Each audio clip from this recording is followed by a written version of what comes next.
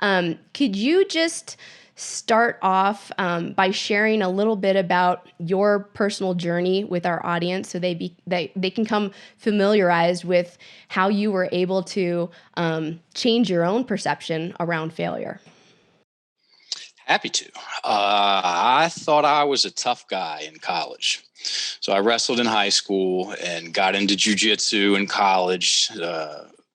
First class I took in 1996, pretty early days. And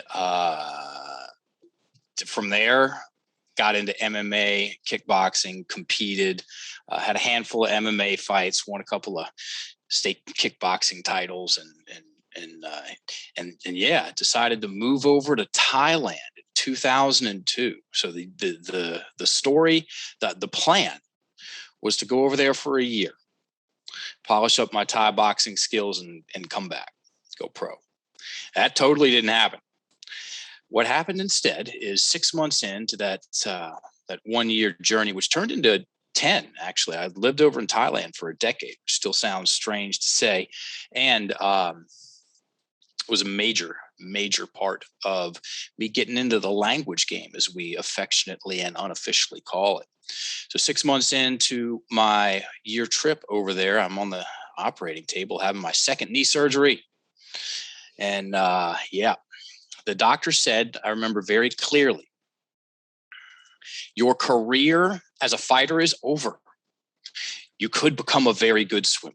Me imagining myself swimming laps next to grandpa in the pool, not what I had in mind.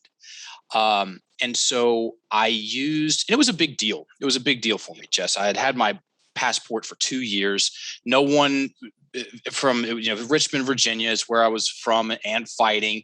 So hometown boy going over there. There was 3 different going away parties.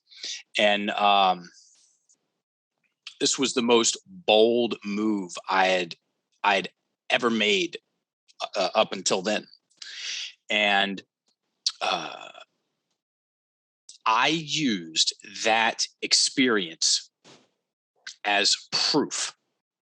I used that failure as proof that there was something wrong with me. There really, truly was something wrong with me, because I was paranoid in the background about that.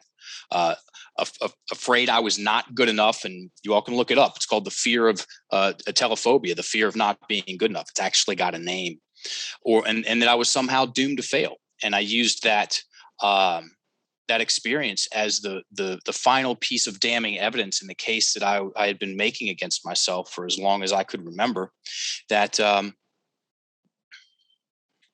my greatest fears about myself were true. And I entrenched a victim mentality, which we're going to talk about by definition a lot today, and then get into the specifics of what creates the victim mentality, how we do it, and how we maintain it.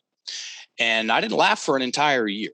I don't recommend that. It's a kind of take out the kind of. It's a very strange experience, and very likely I didn't smile authentically either, because the story that I was telling myself about this major screw up took up the entirety of my mental real estate and robbed me of my ability to enjoy my life. Thank goodness I got sick of that. After a year of being that way, telling myself that story, I said, dude, are you going to be complaining about this when you're 50, 55? And if you do this, if you do that, then you really are a loser. So I said anything but that.